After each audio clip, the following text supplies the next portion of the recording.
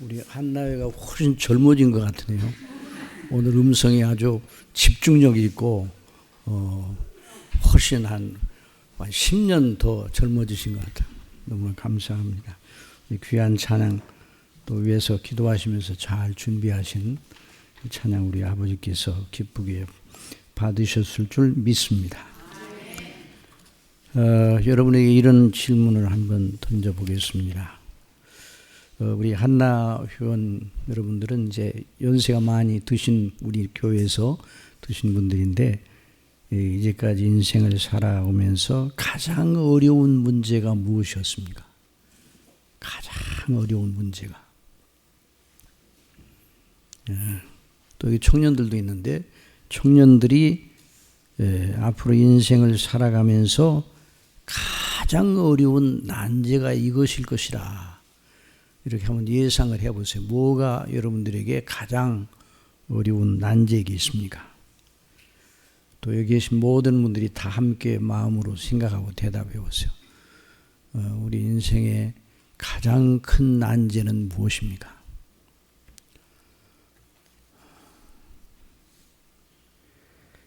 물론 시시한 문제는 아니죠.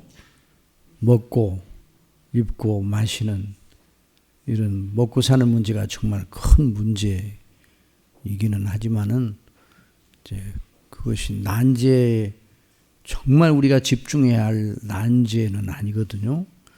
자, 무엇입니까? 대답을 안 하셔도 속으로 다 무엇인가 알고 계실 것입니다. 교회에서 심각하게 물어볼 때 그냥 대답을 오랫동안 생각하지 않고 바로 대답해도 맞는 대답이 있어요. 자, 우리의 문제, 우리의 난제가 가장 큰 난제가 무엇입니까? 하나님께 대한 우리의 관계 가장 큰 난제입니다. 늘 우리 교회에서 들어오는 말씀인데 오늘 낮에도 목사님 통해서 들은 말씀도 그 요한계시록에 기록되어 있는 그 모든 말씀들은 그 인생이 가지고 있는 난제에 대한 해답을 주는 것입니다. 그래서 난제에 대한 해답인 우리 하나님과 우리 사이의 난제에 대한 해답을 우리 스스로는 해결을 못합니다. 우리 예수님께서 부자 청년이 나와서 영생을 어떻게 해야만 영생을 얻습니까? 이런 질문을 던졌어요. 이 부자 청년의 질문은 상당히 중요한 질문입니다. 그렇죠? 대단히 중요한 질문이에요. 그런데도 불구하고 그 부자 청년은 영생의 문제가 가장 중요한 문제인데 영생의 주가 되시는 주님께 그 문제를 물어봤으니까 정통으로 와서 물어본 거거든요. 그런데 그분의 대답을 듣고 근심하면서 돌아갔다고 해서 영생의 문제를 해결하지 못한 채 돌아갔어요.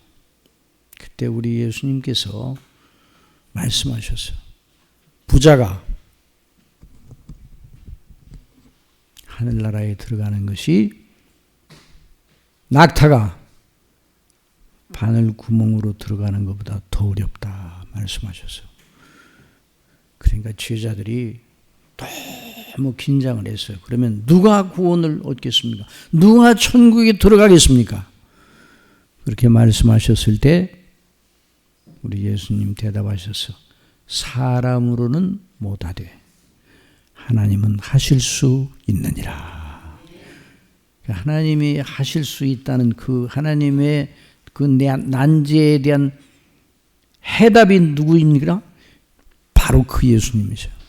그 예수님이 공생의 기간 동안에 당신 자신이 그 난제를 해결하여 온 하나님의 약속의 구주심을 드러내 주셨어요. 그리고 공생의 기간 동안에 가장 중요한 일이 무엇인가? 바로 그 일이에요. 당신 자신이 누구신가 하는. 우리가 먼저 번에도 말씀을 들었는데 참 당신 자신이 누구신가? 그래서 교회가 존재하는 목적도 그것입니다. 교회가 왜 존재하는가? 그 교회에 하나님의 사랑하심을 입은 사람들이 모여서 그 하나님께 집중하면서, 지금도 하나님께 집중하고 그 하나님을 경외하고 찬미하고 경배하고, 하나님께서 우리를 위해서 어떤 그 난제에 대한 해결을 어떻게 해주셨는가 하는 것을 듣기 위해서 우리가 지금 말씀을 듣고 있습니다.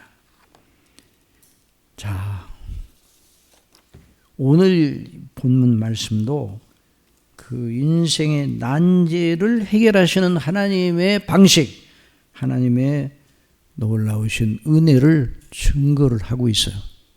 그래서 오늘 본문 말씀, 우리 열왕기상에 있는 이 말씀, 오늘 본문 말씀의 역사적 배경을 살펴보면, 연대로 보면 예수님이 오시기 전 870년 전이다, 그렇게 아는 게 좋습니다. 870년 전의 이야기인데요, 북극 이스라엘에서 활동한 선지자 엘리야의 사역 시대였습니다.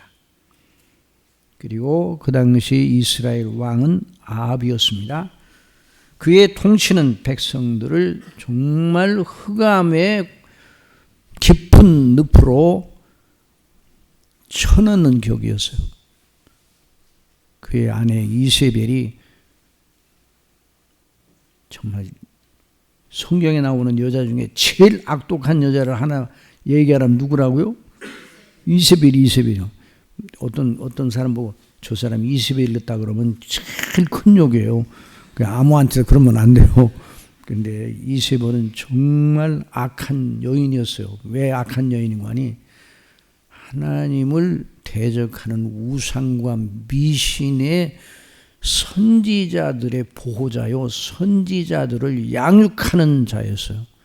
그래서 850명, 바알 선지자 450, 그리고 아세라 목상을 섬기는 850명의 거짓 선지자들을 비호하고 양육하고, 그래서 그 아합 왕의 정책 속에 그게 다 배어 있어서 정말 그 당시 하나님을 믿고 하나님을 경외한다는 말을 입 밖으로 내놓을 수 없는 상황이었어요. 그래서 엘리야가 주님, 저만 홀로 남았습니다, 이 말을 했단 말이죠. 엘리야가. 물론 하나님께서는 바알에게 무릎을 꿇지 아니한 7,000인을 남겨두셨다고 말씀을 하셨어요. 그런데 외형적인 면에서 신앙 고백자가 없었어요. 외형적으로 정말 신앙, 모든 삶의 속에서 나는 정말 하나님을 경외하고 하나님의 명령대로 산다고 하는 이런 외형적 신앙 고백의 실천이 보이지 않는 그런 경우였습니다. 정말 무서운 그런 그 정황이었어요.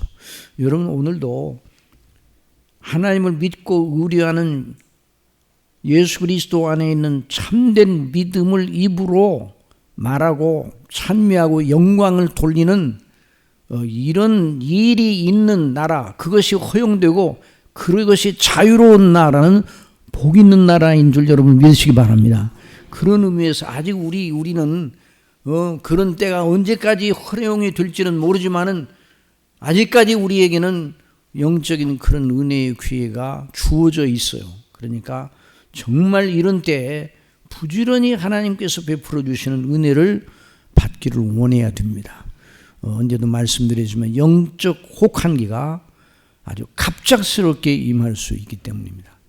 그래서 오늘날도 예수 그리스도의 이름을 이렇게 밖으로 내서 이제 입을 벌려 예수님의 이름을 말하면 잡아가는 나라들이 세계, 우리 민족이 여기 50km도 안 되는 그 지역, 또 중동 지역, 뭐 여러 나라들이 있어요. 그런데 그런 나라들은 하나님의 진노의 숯불이 걸려 있는 나라들이에요.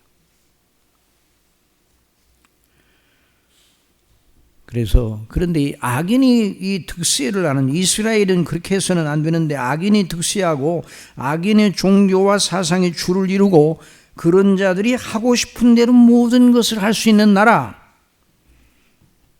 정말 무서운 정황에 처해 있는 나라예요. 그래서 로이드 존스 목사님은 세계 제1차, 2차 대전이 일어나서 정말 엄청난 수많은 사람들이 죽임을 당하고 이 역사상 최대의 재해를 겪었는데 그 일을 가리켜 서국교회가 배도를 해서 서국교회가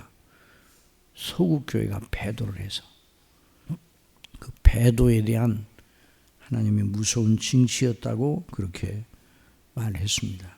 그래서 악인이 득세하고 악인이 횡행하고 하는 이런 것이 그래도 그런 것이 버젓이 용인이 되는 그런 판국이라면 그건 하나님께서 진노하실 일에 대한 전조일 수 있습니다. 그래서 로마서 1장 28절에 또한 그들이 마음에 하나님 누기를 싫어하며 하나님께서 그들을 그 상실한 마음대로 내어버려 두사 합당하지 못한 일을 하게 하셨다. 상실한 마음대로 내버려 두셨다 그래. 그냥 적당히 살고 믿음 안 지키고 살아도 그냥 아무 일도 일어나지 않아요. 그런데 그것은 복이 아니라 하나님의 무서운 징치의 전조일 수가 있어요. 그게 일종의 진노의 일환이에요. 자, 이런 그 흑암과 이 절망의 상황 속에서 여전히 하나님을 의뢰하고 예수 그리스도 안에 있는 구원신앙을 견지하는 사람들인 성도들, 우리 의인들은 어떠한 입장을 견지해야 되고 또 그들을 향하신 하나님의 행사는 어떠한가?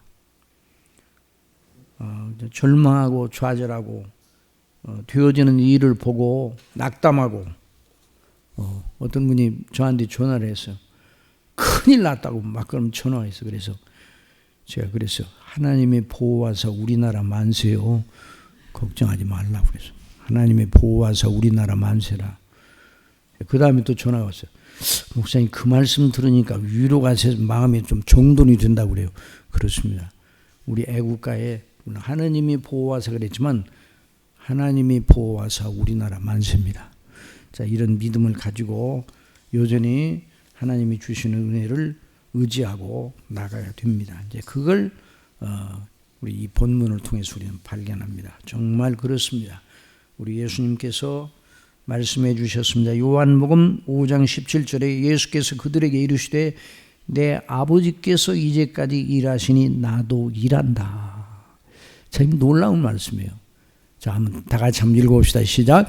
예수께서 그들에게 이르시되 내 아버지께서 이제까지 일하시니 나도 일한다. 그러니까 그 당시 엘리야, 하나님을 경외하는 엘리야가 보더라도 하나님이 아무 일도 안 하시는 것 같은 이런 착각에 빠질 정도로 몇 년 하나님이 일하시죠. 엘리야는 그걸 믿었어요. 그런데 너무 그 절망에 빠지고 낙심하게 되니까 이세벨이 그 날치는 것이 전혀 제어가 되지 아니하는 상황이 되니까 하나님께서 정말 이런 것을 보시고 왜 가만히 계시는가? 그러나 여전히 하나님은 일하십니다. 그래서 어떤 조건에서도 우리는 하나님을 경외하고 예수님을 바라보며 성령의 인도하심 속에서만 우리를 향하신 하나님의 영원한 보장이 있음을 잊지 말아야 합니다. 그래서 시편 90편에서 하나님의 사람 모세는 이렇게 노래하였습니다. 시편 90편 1절에 주여 주는 대대 우리의 거처가 되셨나이다. 제가 원고를 안 드렸는데도 빨리빨리 뜨게 하시네요. 참 잘하시네. 자, 우리 시편 90편 1절 2절 다 같이 봅시다. 시작. 주여 주는 대대 우리의 거처가 되셨나이다. 자, 우리의 거처가 돼. 산이 생기기 전, 땅과 세계도 주께서 조성하시기 전 곧 영원부터 영원까지 주는 하나님이시니라. 그러니까 저와 여러분이 우리 눈에 어떤 상황이, 우리 눈에 복이 어떠하다, 우리의 형편과 조건이 어떠하다 할지라도 여전히 우리의 영원한 거처는 하나님이심을 믿고 우리 절망, 낙담, 이 모든 것을 물리쳐야 될 것입니다.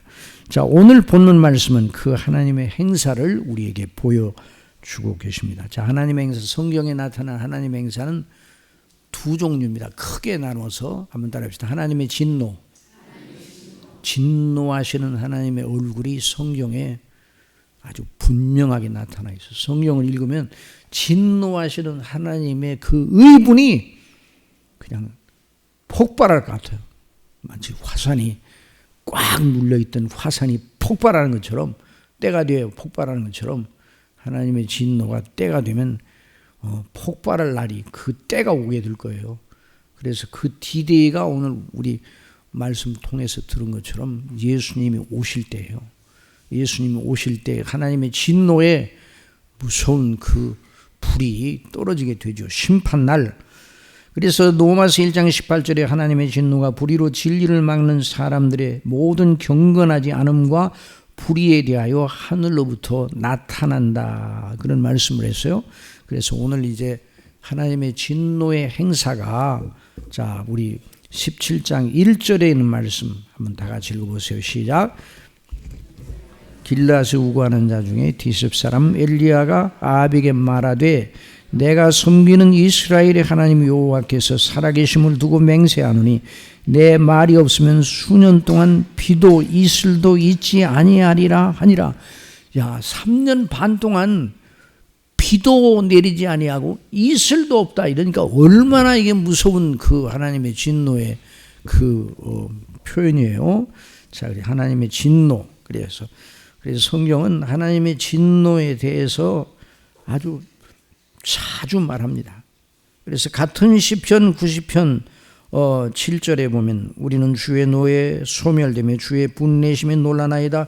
주께서 우리의 죄악을 주의 앞에 놓으시며 우리의 은밀한 죄를 주의 얼굴빛 가운데 두셨사오니 우리의 모든 날이 주의 분노 중에 지나간다 그랬어요. 주의 분노 중에. 우리의 평생이 순식간에 다하였나이다. 그래서 그러니까 인생을 향하신 하나님의 두 행사, 첫째는 진노하시는 하나님이에요. 그래서 이 하나님, 이 진노하시는 하나님을 모르면 인생이 왜 이런 모양인가를 알지를 못합니다. 죄 가운데 있는 인생을 향하신 하나님의 진노하시는 그런 그 놀라운 실상을 성경은 증거를 하고 있어. 또 다른 하나는 하나님의 주권적 은혜의 행사, 곧 구원의 사랑입니다. 한번 따라해주세요. 구원의 사랑. 그래서 하나님의 은혜, 하나님의 은혜라고 할 때, 성경이 말하는 하나님의 은혜라고 할 때 그냥 우리가 좋아하는 대로 우리 식으로 하나님께서 뭘 좋게 해주시는 뭐 그런 것이 아니에요. 물론 그것도 하나님의 은혜라고 할 수 있어요. 일반 은총의 영역에서. 그러나 하나님의 이 놀라우신 은혜, 이 성경이 말하는 은혜는 바로 구원의 은혜, 구원 신앙을 통해서 주시는 은혜예요. 그래서 이 은혜를 가리켜서 특별 은총이라 그래 말합니다. 어떻게 뭐라고요? 특별 은총. 그러니까 특별 은총이 아니라도 이 역사가 진행되는 과정 중에서 사람이 낳고 자라고 살아가도록 필요한 모든 양식을 주시고 또 비와 해를 주시고 또 나라의 일들과 모든 우리의 활동하는 이런 모든 그 외적인 그 구조들을 다 허락하시는데 이걸 가리켜 무슨 은총이라고요? 일반 은총. 따라서 일반 은총.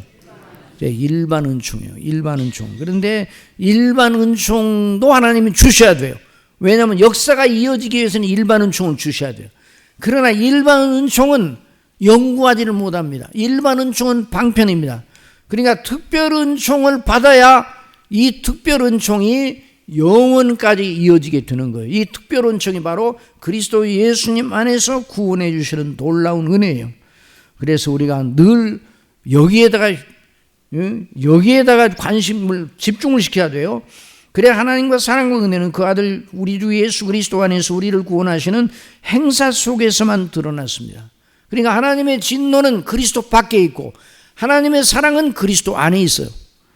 요한복음 3장 16절에 하나님의 세상을 이처럼 사랑하사 독생자를 주셨으니 이는 그를 믿는 자마다 멸망하지 않고 영생을 얻게 하려 하심이라.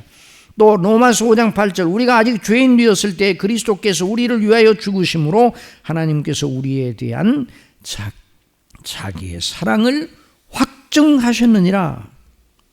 그러니까 언제나 하나님의 사랑을 말할 때는 그리스도 안에서 우리를 택하시고 우리를 구원하신 이 놀라운 일을 늘 생각을 해야 돼요. 그래서 우리 성도들이 날마다 그리스도를 바라보는 게 그렇게 중요한 거예요. 그래서 오늘 본문은 그걸 우리에게 가르쳐 주시는 거예요.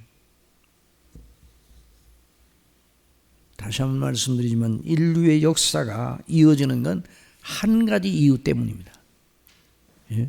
아까 우리 목사님 통해서 모든 인류가 여자의 후손에 속해 있느냐 아니냐 둘로 딱 나눠진다고 그랬어요. 여자의 후손이신 그리스도 안에서 택하심을 받고 구원받는 하나님의 백성들을 구원하시려고 역사가 이어지고 그리고 그들로 하나님의 나라를 이루기 위해서 역사가 이어지는 겁니다. 그리고 역사의 의미는 뭔가? 역사의 의미는 킹덤 오브 갓, 하나님의 나라에 있습니다. 여러분, 하나님이 지금 이 모든 인생들이 다 살아가는데 하나님 인정합니까? 인정하지 않습니까?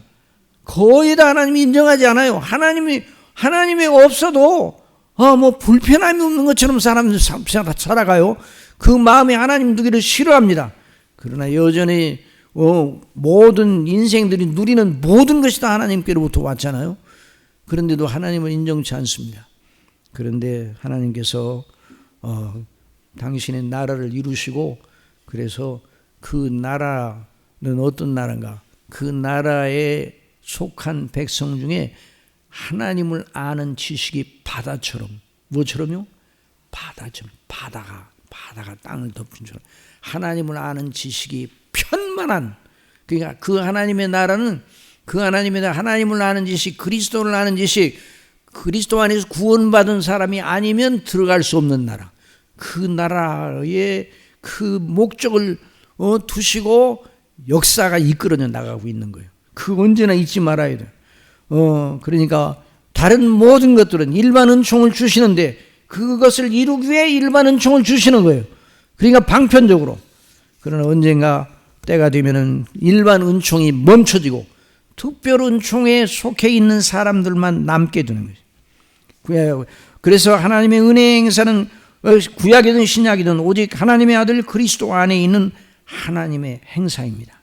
그래서 디모데후서 2장 1절에 보면 은혜를 이렇게 말했어요. 디모데후서 2장 1절 한번 띄워주세요. 디모데후서 2장 1절. 자, 그게 한번 다 같이 읽어봅시다. 시작. 내 아들아, 그러므로 너는 그리스도 예수 안에 있는 은혜 가운데서 강하라. 자, 어떻게 그리스도 은혜가 어디에 있다고요?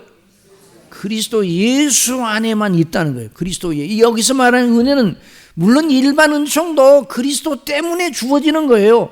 그런데 여기서 말하는 이 은혜는 그리스도로 말미암아 주시는 특별 은총. 자, 일반 은총은 한시적입니다. 일반 은총은 방편적이에요. 일반 은총은 거두어갈 수 있어요, 없어요? 언제든지 거두어질 수 있어요. 언제든지. 그래서 비 이슬도 내리지 않겠다. 3년 반 동안 그와 같은 무서운 일이 벌어지는데 일반 은총의 영역에 있어서 몰수가 일어나는 거예요. 무서운 일이 벌어지죠. 그러나 이 그리스도 예수 안에 있는 은혜는 결코 떨어지지 않습니다. 그걸 여기서 보여주는 것이죠. 오늘 본문은 그래서 하나님을 믿고 경외하면 우리에게 필요한 조건을 좋게 하시어 모든 것이 떨어지지 않게 하실 것이다. 뭐 이런 식으로 일반적으로 말하면 일반 은총의 영역을 말하는 것으로 생각하면 이 본문을 제대로 읽지 못하는 것이에요. 일반 은총의 영역에서 필요한 모든 걸 주시겠다 이런 식으로만 이 본문을 적용을 하게 되면 양식집에 가서 스프만 먹고 나오는 사람이에요.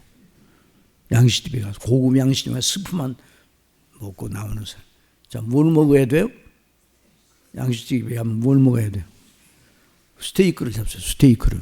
스테이크를 잡숴야죠. 스테이크가 뭐냐? 그리스도 예수님 안에 있는 구원과 하나님의 나라에 속한 은혜예요.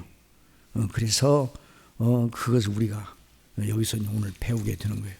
자, 그래서 그런데 이제 우리가 본문을 이제 더 들어가게 되는 이런 이제 조명을 여러 조명을 켜야 이 본문에 대한 이해가 깊으니까 더 한 가지 더. 그런데 하나님의 은혜를 주실 때 한번 따라했어요. 내적인 원리로 역사하시는, 내적인 원리로 역사하시는 은혜를 주시는 거예요. 통에 가루가 떨어지지 않고 병에 기름이 없어지지 않는다. 이건 외적인 조건이거든요. 그런데 통에 가루가 떨어지지 않고 그 사르밧 과부의 집에 통에 가루가 떨어지지 않고 병에 기름이 떨어지지 않는 것은 외적인 원리인데, 외적인 조건인데, 그들의 심령 속에 그 엘리야 그리고 사르밧 과부의 심령 속에 내적인 떨어지지 않은 은혜의 원리가 있었기 때문에 그걸 따라서 그걸 통해서 표적으로 주신 겁니다. 그러니까 언제나 내적인 원리가 그렇게 중요한 거예요.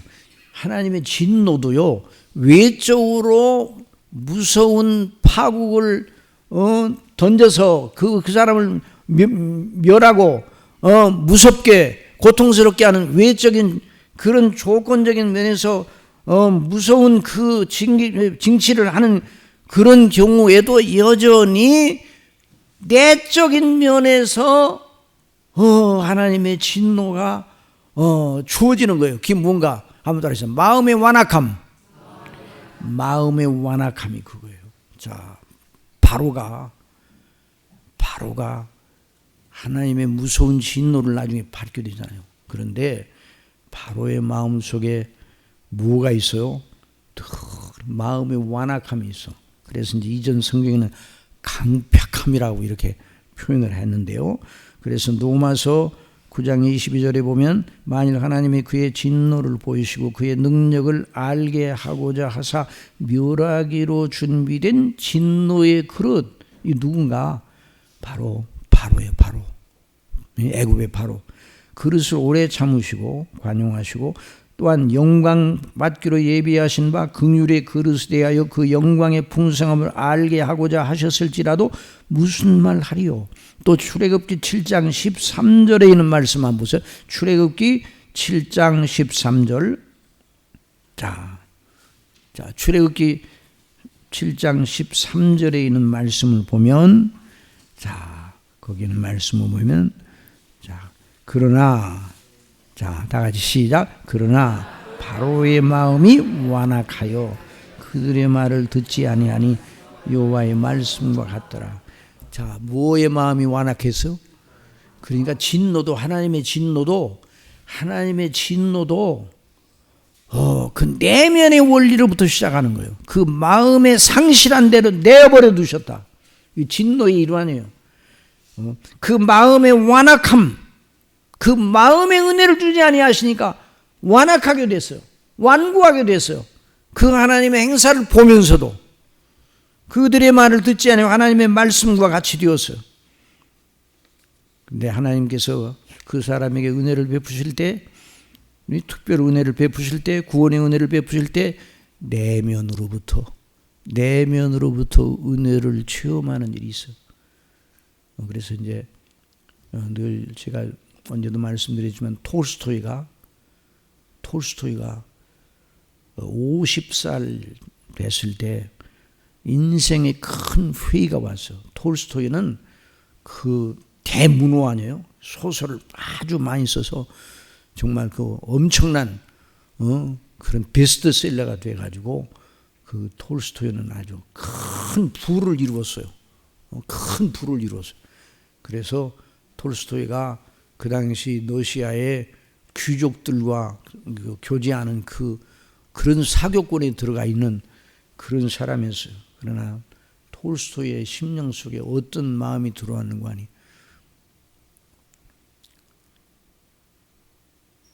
내 이 많은 부와 명예와 이 좋은 것들이 나도 죽을 거 아닌가? 죽은 다음엔 그와 나와 무슨 상관이 있을까에 대한, 그래서 인생에 대한 그 회의가 깊이 들어왔어요. 그래서 그런 가운데서 농촌에 내려가요. 농촌, 러시아의 농촌. 근데 소련이 되기 전에 농촌에 내려가가지고 보니까 농촌에 참으로 어렵게 사는 사람들이 있었어요. 그런데 그들의 삶의 모습을 보니까 너무 평안하고 만족하고 감사하고, 이들의 비밀이 뭔가, 어떻게 이 사람들이 이런 사람들이 되었는가 주목을 했어요. 그들이 누군가? 예수님을 믿는 사람들이었어요. 그래서 톨스토이가 믿음을 갖게 됐어요. 하나님의 놀라운 은혜로. 그 톨스토이에게 은혜를 주실 때 내면으로부터 성령께서 그 심령을 건드리셨어요. 그래서 죄의 각성을 하고, 그게 컨비션 오브 신이라고 하는데, 그게 청교도들은 그걸 회심 준비라고 그래요. 그래서 그 자기 자신이 죄인이라는 걸 깨닫게 하고, 그래서 예수 그리스도 외에는 내게 소망이 없다는 걸 알게 되고, 예수님을 믿는데 그냥 종교적으로 여러 대상 중에 하나를 믿는 그런 것이 아니라 예수님을 믿는 것이 절대 필연이 되는, 예수님 믿지 않고는 나는 영원히 망할 수밖에 없고, 예수님 안에 주신 하나님의 놀라운 은혜가 바로 나의 영원한 소망이라는 이런 확신을 가지고 예수 그리스도를 믿게 되는, 그렇게 성령께서 인도하시는 거예요. 그러니까 내면의 원리에 이런 은혜를 주셨어요. 그래서 여기 오늘 본문에 나와 있는 두 사람, 엘리야와 사르밧 과부, 그 두 사람은 마음의 은혜가 있었어요. 뭐가 있었다고요? 은혜, 마음의 은혜. 마음의 내면의 원리에 은혜가 있었어요. 그러니까 그 사람이 복 있는 사람이에요. 그래서 우리 예수님께서 마태복음 5장에서 제일 먼저 그 그리스도인의 복을 이렇게 묘사를 하면서 어디에다가 포인트를 두는가? 제일 팔복의 첫 번째 말씀하시는 복이 무슨 복이요? 뭐가 가난한 자? 심령이 가난한 자가 복이 있다 그랬어요. 이는 천국이 그의 것입니다. 그러니까 그 천국이 어디에부터 먼저 임한다고요? 심령에 임하는, 심령에, 천국이 외형적인 물리적인 것으로 임하는 게 아니라 심령에 임하는 거예요. 심령에. 그래서 그 사람이 복 있는 사람이다. 그러니까 상당히 핍절한 상태에서 엘리야가 하나님을 경외하는 그런 내면의 원리를 가지고 하나님을 섬기며 여러 가지 고통스러운 가운데 있지만 그 내면의 원리 때문에 아버지의 명령을 따라서 그 모든 역사를 감당하는데, 처음에는 그리 시내까지 와서 까마귀가 물어다주는, 아침 저녁으로 물어다주는 하나님의 행사가 놀랍죠. 그러니까 특별 은총을 주시되 내면의 원리를 주시는데, 그 내면의 원리가 있는 사람을 하나님께서 보호하시는 방법은 그 다음에 어떤 방법으로 하실지 아무도 모릅니다. 그건 어떻게 하실지 몰라요. 그러나 내면에 하나님을 경외하는 원리가 있는 사람은 어떻게든지 그 사람을 주장하시고 그 사람에게 필요한 걸 주심을 여러분 믿으시기 바랍니다. 어떻게 하실지는 몰라, 각 사람마다. 그러니까 그러나 이제 그 시내가 다 마르니까 사르밧 과부에게 가라고 말씀을 하시잖아요. 거기에 보면 8절에 있는 말씀은 여호와의 말씀이 엘리야에게 임하여 이르시되 너는 이르라 시돈에 속한 사르밧으로 가서 거기 머물라. 내가 그곳 과부에게 명령하여 내게 음식을 주게 하였느니라. 명령하였다고 그랬어요. 그런데 본문에 보면 명령을 받았다는 얘기가 없어요. 사르밧 과부가 명령을 받았다는 얘기가 없어요. 그런데 어떻게 명령을 주셨다고 그랬는가? 이미 그 사람의 그 사르밧 과부의 심령 속에 내면에 거듭남의 은혜를 주시고 그 속에 누가 계셔요? 하나님께서, 성령께서 계시는 거예요. 그러니까 성령께서 계신 사람에게는 하나님의 행사와 그 섭리 속에서 하나님의 명령을 순종할 대비가 다 돼 있기 때문에 사르밧 과부에게 가서 엘리야를 보내서 엘리야가 하나님의 명령을 따라서 갔을 때 사르밧 과부가 그의 온전히 순종할 것이라는 걸 하나님은 미리 다 알고 계셨어. 그러니까 이미 어떤 명령을 너 엘리야가 올 테니까 잘 대접하라 이런 명령을 받지 않았는데 나중에 그 엘리야의 그 말을 듣고 그대로 순종했잖아요. 그 심령 속에 그 은혜가 있었기 때문에 그게 참 놀랍죠. 그래서 이 사르밧 과부에게 그런 은혜를 주셨어. 이 사람은 선택한 백성입니다. 택한 백성입니다. 참 이 사람이 어디 사람이에요? 시돈 사람. 이방의 땅에 있는 사람이에요. 그런데 복이 있어요. 왜요? 그 사람이 누구를 경외한다고요? 하나님을 경외해요. 그게 택한 백성. 그래서 우리 예수님께서 누가복음 4장 25절에 내가 참으로 너에게 이르노니 엘리야 시대에 하늘이 3년 6개월간 닫히어 온 땅에 큰 흉년이 들었을 때, 누가복음 4장 25절에 큰 흉년이 들었을 때 이스라엘 많은 과부가 있었을 때 엘리야가 그중 한 사람에게도 보내심을 받지 않아요. 오직 시돈 땅에, 어느 땅이에요? 시돈 땅, 이방의 땅, 시돈 땅에 있는 사렙다의 한 과부에게 뿐이었으며, 그러니까 하나님의 사랑하심을 받았어. 자, 여러분이 묻겠습니다. 이 사르밧 과부가 복이 있어요, 복이 없어요? 과부인데 무슨 복이 있어요? 그런데 복이 있습니까, 없습니까? 아니, 그러니까 이런 형편이 어려우니까 복이 있어요, 없어요? 형편이 어려운데 뭐가 복이 있어요? 다시 한번 묻겠습니다. 이 사람 복이 있습니까, 복이 없습니까? 왜 복이 있어요? 하나님의 택하심을 받고 하나님의 구원하심을 받았기 때문에 하나님이 미리 아신 자들에 속해 있어요. 자, 여러분이 묻겠습니다. 사르밧 과부가 더 복이 있습니까? 여러분이 복이 있습니까? 우리 이제 한나만 대답할게요. 사르밧 과부가 더 복이 있습니까? 여러분이 더 복이 있습니까? 다시, 사르밧 과부가 더 복이 있어요? 여러분이 더 복이 있어요? 똑같아요. 아까 노래 부를 때는 아주 합창을 잘 하시더만 이건 합창을 또다시 하시란 말이에요. 누가 더 복이 있다고요? 똑같은 거예요. 저와 여러분이 똑같은 복을 받았어요. 자, 형편과 사정과 조건은 다 다른데 하나님께 택하심을 받은 사람은 영원히 복된 사람입니다. 예수님 믿고 구원받고 하나님의 자녀가 된 우리, 교회의 지체가 된 우리는 영원히 복 있는 사람이에요. 하나님 우리가 태어나기 전부터 우리를 아셨어요. 미리 아신 자들로 그리스도의 형상을 본받게 하시려고 미리 정하셨다고 그랬어요. 여러분 기뻐요, 기쁘지 않아요? 근데 왜 기쁜 사람들이 그렇게 대답이 그 모양이에요? 기뻐요, 안 기뻐요? 기뻐요. 우리가 이걸 생각하고 믿음의 용기를 내야 되는 거예요. 믿음의 용기를. 자, 그래서 이 사람이 하나님의 주권적인 사랑을 받은 사람이에요. 그래 하나님의 명령을 따라 사르밧 과부에게 엘리야가 갑니다. 그리고 그러니까 엘리야와 사르밧 과부 사이의 교통은 바로 그 속에 있는 내면의 영적인 원리에서 나오는 교통이에요. 다른 건 없어. 다른 건 없어요. 자, 엘리야의 일이나 사르밧 과부의 일이 그 정황 속에서 말도 안 되는 일이었어요. 사람들이 옆에서 보면 정말 말도 안 되는 일이었어요. 그런데 하나님의 행사, 그 속에 하나님의 인도하심이 있어서 놀라운 역사가 일어납니다. 자, 열왕기상 17장 10절에 있는 말씀부터 봅시다. 그가 일어나 사르밧으로 가서 성문에 이를 때 한 과부가 그곳에서 나뭇가지를 줍는지라. 그냥 듣고 계세요. 이에 불러 이르되 청하건대 그릇에 물을 조금 가져다가 내가 마시게 하라. 그가 가지러 갈 때 엘리야가 그를 불러 이르되 청하건대 내 손에 떡 한 조각을 내게로 가져오라.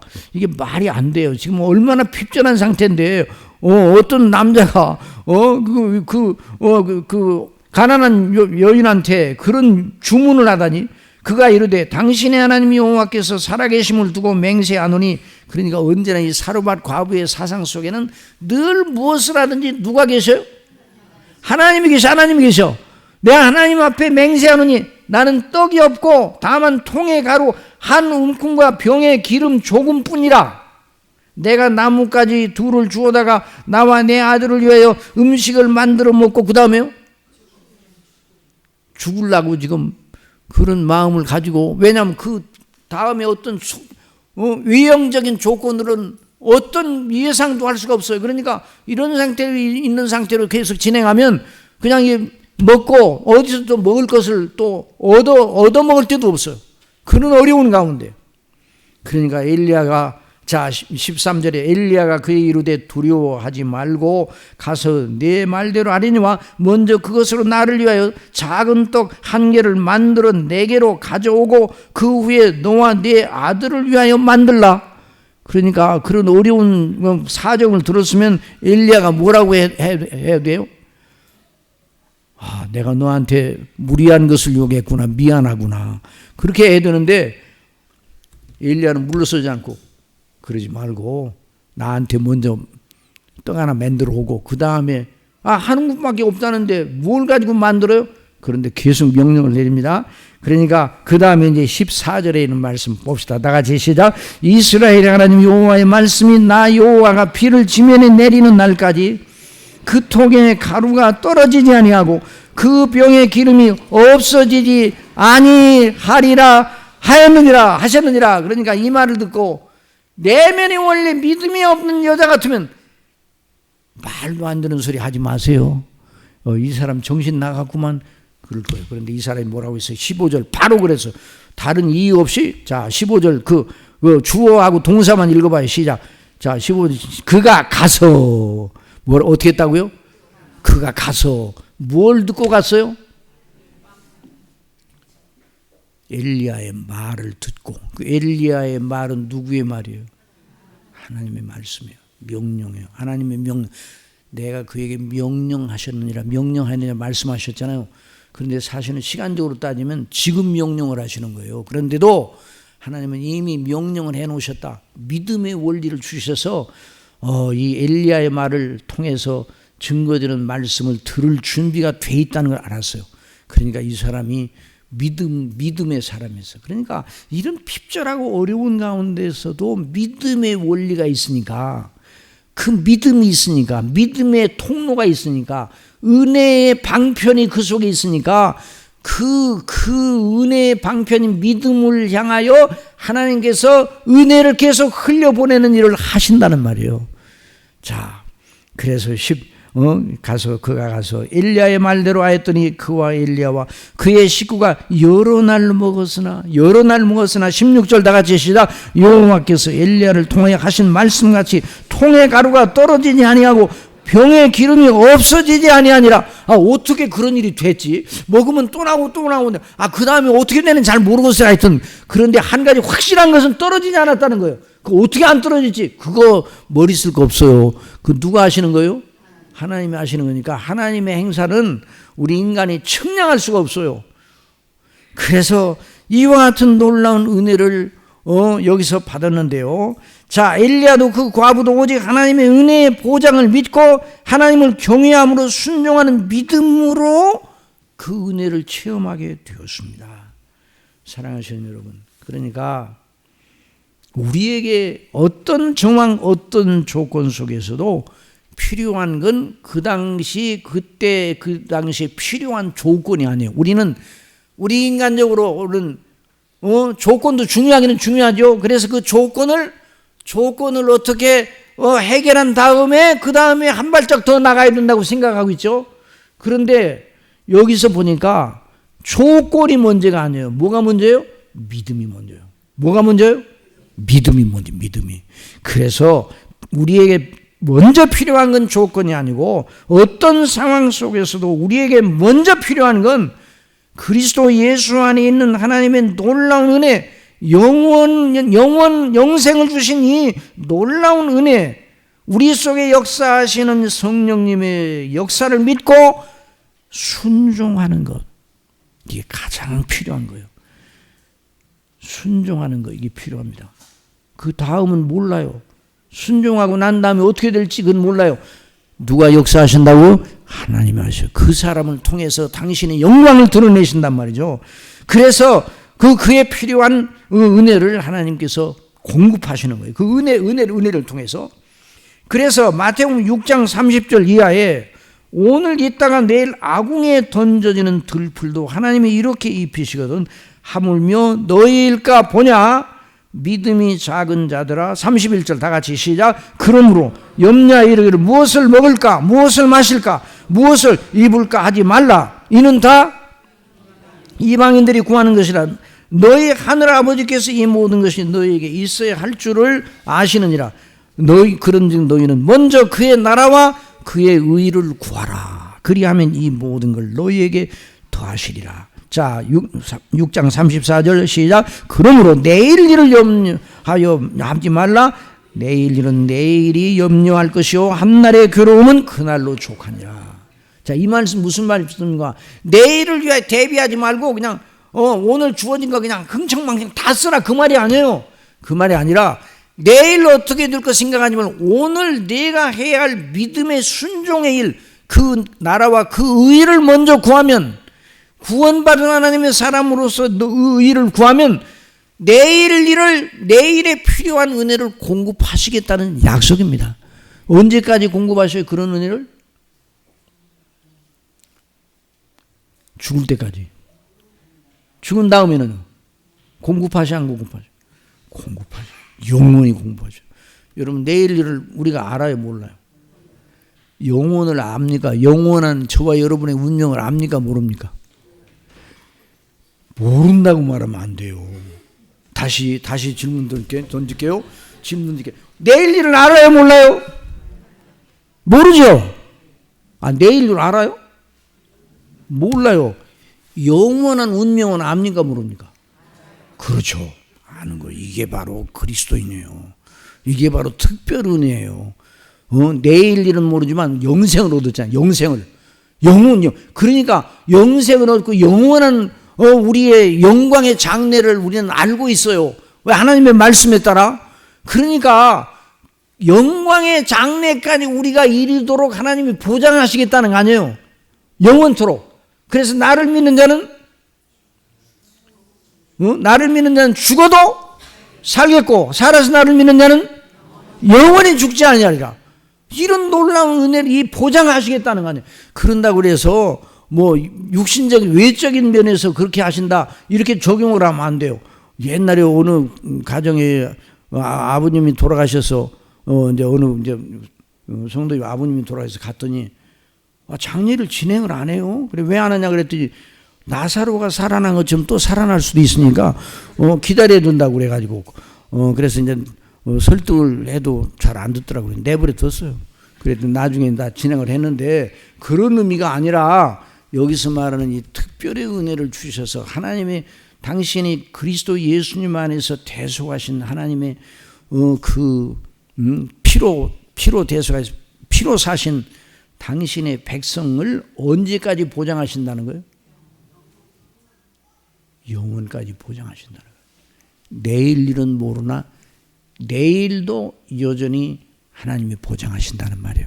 그래서 여기에 영원히 떨어지지 않고 계속 통의 가루가 떨어지지 않고 그리고 그 병의 기름이 떨어지지 않아서 핍절치 아니하고 생활하게 하셔서, 엘리야는 하나님의 나라와 영광을 위해서 바로 그리스도의 일이죠. 그 일을 위해서 섬기도록 하고, 그 가정이 그 일로 인해서 큰 은혜의 체험을 하게 됐다는 말입니다. 그래서 우리가 성경에 나타난 이 말씀, 이런 보장이 여기만 있는 게 아니에요. 성경 전체에 있어요. 그래서 시편 81편에 있는 말씀을 보면, 시편 81편 10절에 있는 말씀을 보면 이런 말씀이 있습니다. 나는 너를 애굽 땅에서 인도하여낸 여호와 내 하나님이니 내 입을 크게 열라. 그럼 어떻게 한다고요? 내가 채우리라. 이게 하나님의 약속입니다. 여러분 믿습니까? 여기 크게 열라는 믿음에.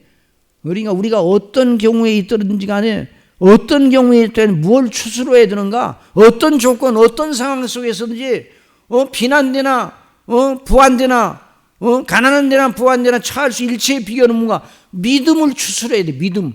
주님 안에서 우리가 대속의 은혜를 받고 택하심을 받고 그 피로 씻음을 받고 의롭다 하심을 받고 하나님의 자녀가 된 우리의 믿음, 그래서 하나님께 순종할 그 믿음을 추스러야 돼요. 그 추스르면 하나님께서 필요한 것을 채워주시리라 말씀해 주셨어요. 그러나 그 시편 81편 11절에 보면 내 백성이 내 소리를 듣지 아니하며 이스라엘이 나를 원하지 아니하였다 그랬어요. 그러니까 그 은혜를, 그 채워주시는 은혜를 못 받았죠. 그러므로 내가 그의 마음을 완악한 대로 내버려 두어 그의 임의대로 행하게 하였도다. 내 백성아, 내 말을 들으라. 이스라엘은 내 도를 따르라. 그리하면 내가 속히 그들의 원수를 누르고 내 손을 돌려 그들의 대적들을 치리니 여호와를 미워하는 자는 그에게 복종하는 지 알지라도 그들의 시대는 영원히 계속되리라. 또 내가 기름진 밀을 그들에게 먹이며 반석에서 나오는 꿀로 너를 만족하게 하리라 하셨도다. 그러므로 우리는 어떤 정황 속에서도, 어떤 조건 속에서도 우리 주 예수 그리스도와 연합한 자임을 의식하고서 성령의 인도하심을 바라고 말씀을 상고하고 기도하면서 묵상하면서 하나님 아버지께 순종하면, 그런 은혜를 구하고 또 순종하면, 그러면 우리 심령이 주님 약속대로 은혜가 떨어지지 않고 참된 기쁨과 감사가 넘치게 하신다는 이런 놀라운 보장입니다. 그래서 이사야 58장 11절 그 말씀을 읽고 이제 말씀을 마치고자 합니다. 자, 이사야 58장 11절 한번 딱 띄워주세요. 이사야 58장 11절 다 같이 시작. 나 여호와가 너를 항상 인도하여 마른 곳에서도 내 영혼을 만족해 하며 내 뼈를 견고케 하리니 너는 물된 동산 같겠고 물이 끊어지지 아니하는 샘 같을 것이라.